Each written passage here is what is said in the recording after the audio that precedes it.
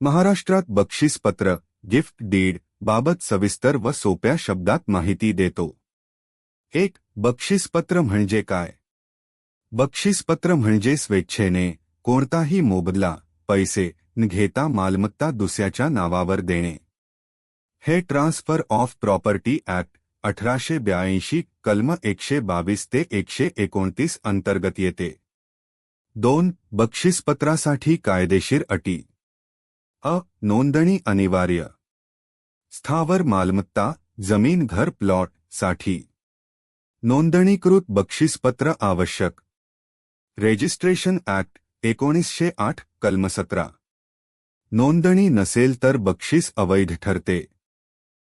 स्वीकार ॲक्सेप्टन्स बक्षीस स्वीकारले गेले पाहिजे। देणारा जिवंत असताना स्वीकार न झाल्यास बक्षीस रद्द।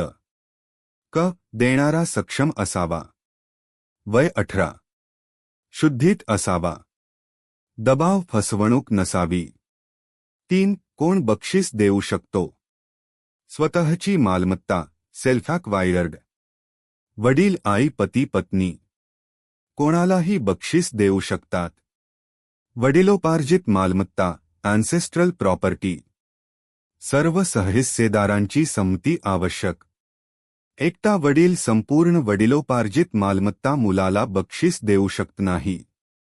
मात्र वाटणी होऊन वडिलांच्या हिश्श्याची मालमत्ता स्वतंत्र झाली असेल मग ती स्वकष्टार्जित प्रमाणे बक्षीस देता येते। 4. कोणाला बक्षीस देता येते? मुलगा मुलगी पत्नी पती भाऊ बहीण नातेवाईक किंवा इतर व्यक्तीही।